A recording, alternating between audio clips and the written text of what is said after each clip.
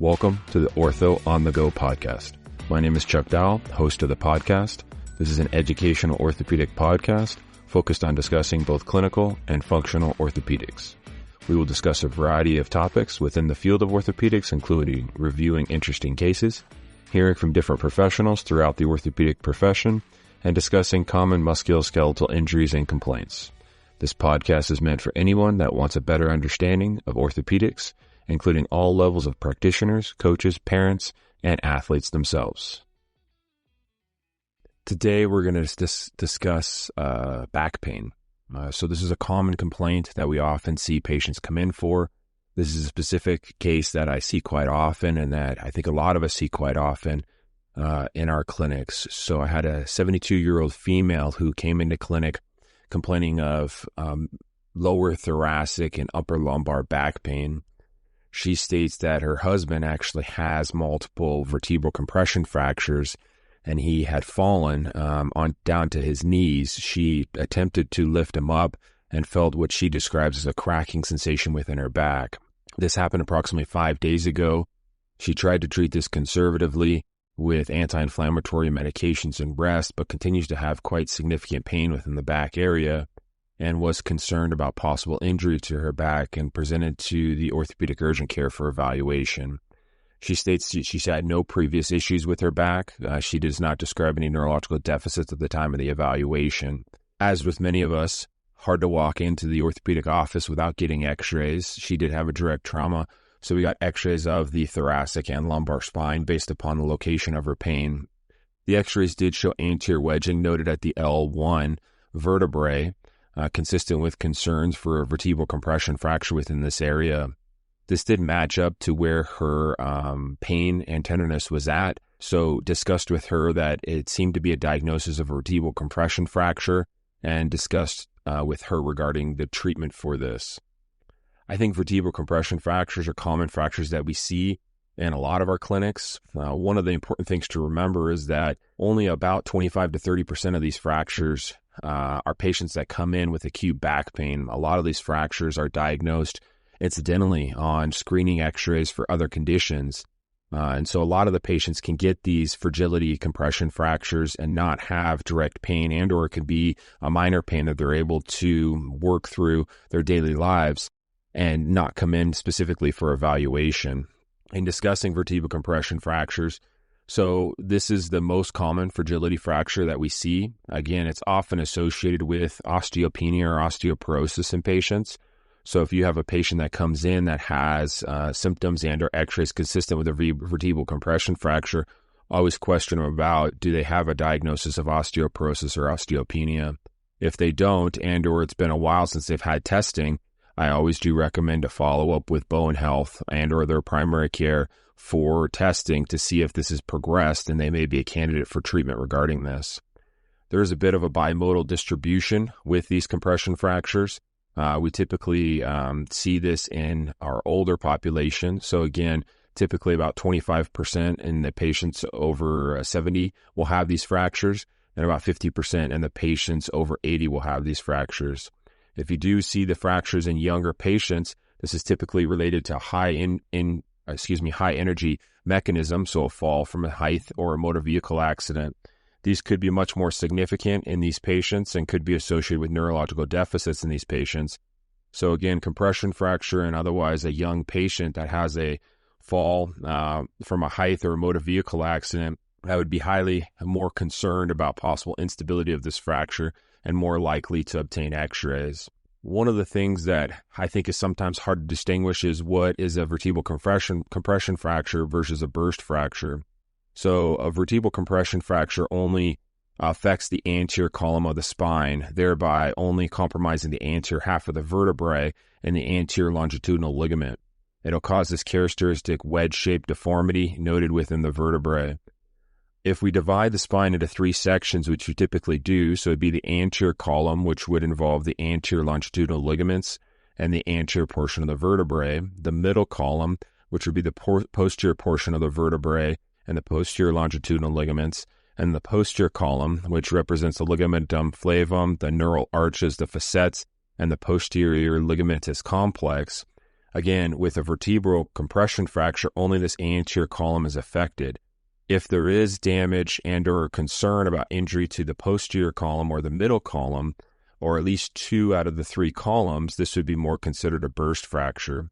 So again, a burst fracture would be a vertebral fracture that affects both the anterior and middle columns, as well as affect the posterior longitudinal ligament that we see supporting the vertebrae. These are more significant of fractures. These are considered to be unstable fractures and typically require a further workup, MRIs, concern for neurological deficits, and possible further stabilization with surgery. If it is an isolated anterior column fracture, such as a vertebral compression fracture, these are often considered stable fractures.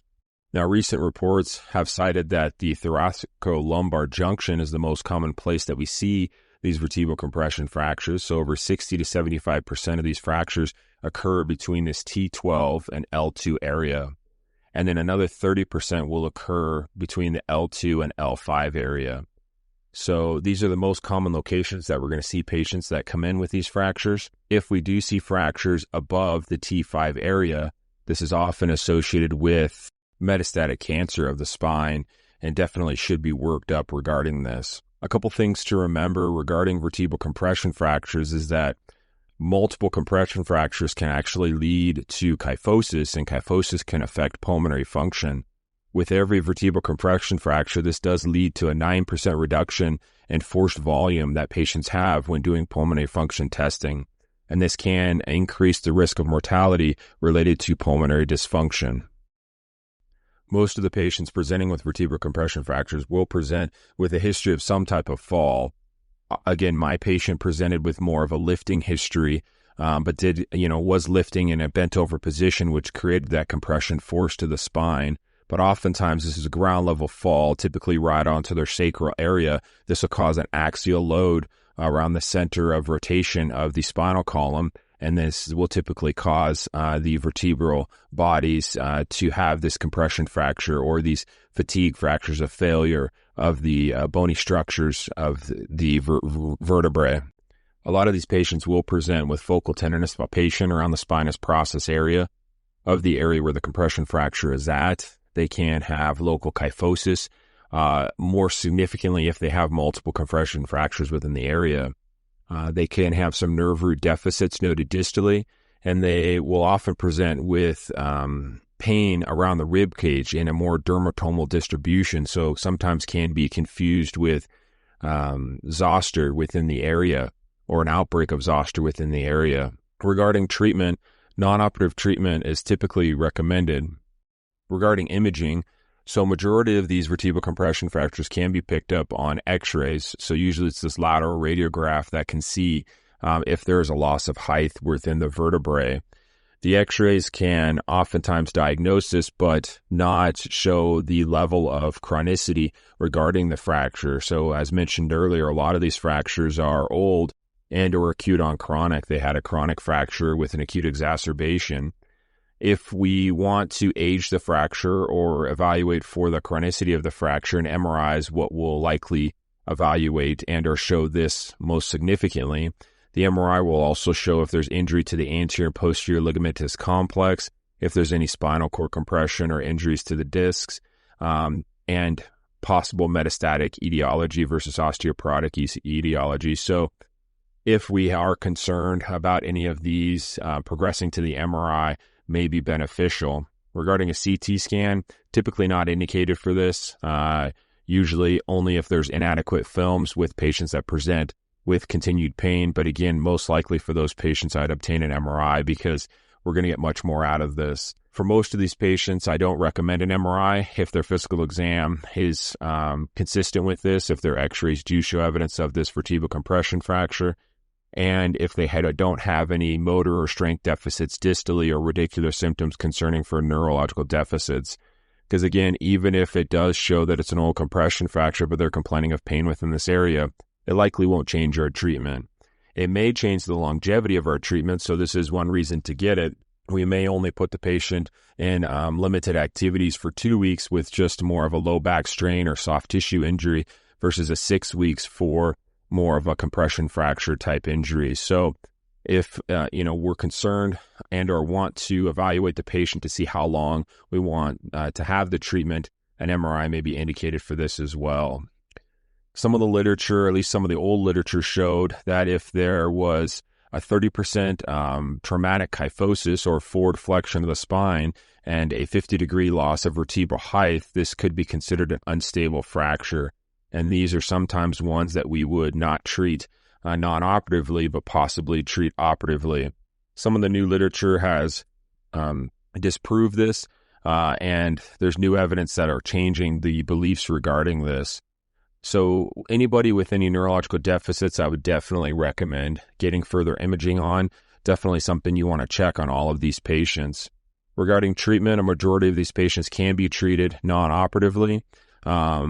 This does include modified activities, trying to keep the patient in a more upright position, as flexion of the trunk and or the lumbar spine tends to cause more pain.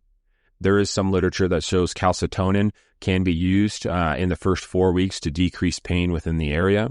Medical management can consist of bisphosphonates to help prevent future risk of fragility fractures within the area.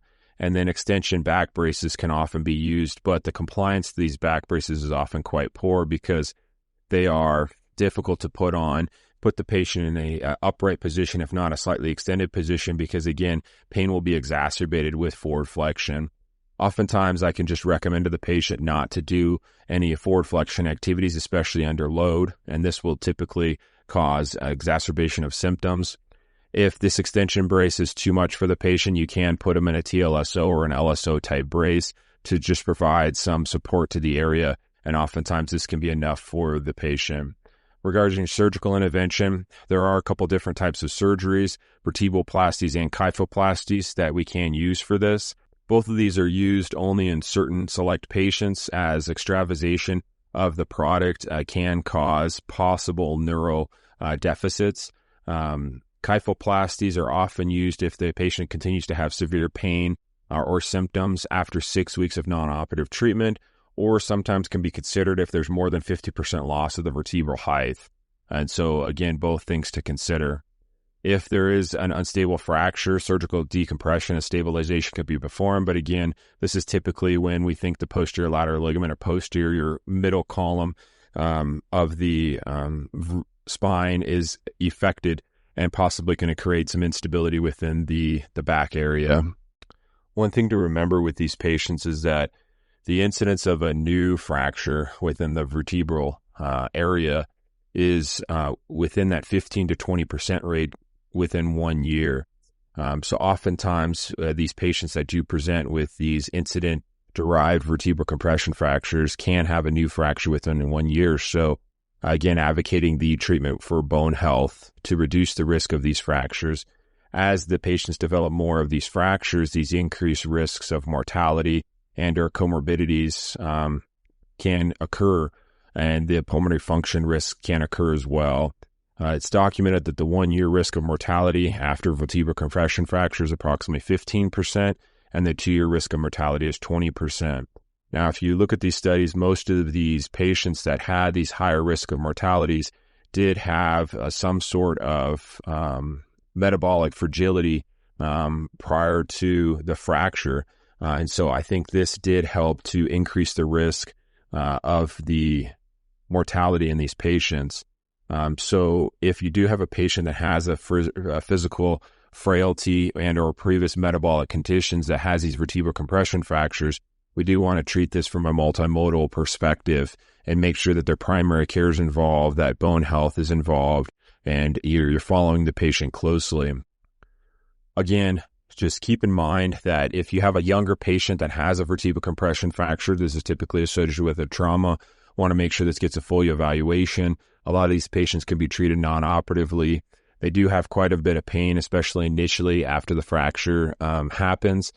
Treating the pain with analgesics, bracing, limited activities, lifting restrictions can be quite helpful. So I thought this was a great case, regarding a patient that came in with a common finding with a vertebral compression fracture that we often see. Again, please follow us on and or follow the podcast on social media, both on Instagram and on Facebook. I also have a YouTube page. The images for this patient, as well as some images associated with this podcast, will be placed on the YouTube page. Hopefully I'll have that up shortly. So maybe more of like a PowerPoint presentation. If you're a visual learner, this may help you quite a bit. So look out for that YouTube page, Ortho on the Go, and hopefully the images for this will be up there soon. Thank you.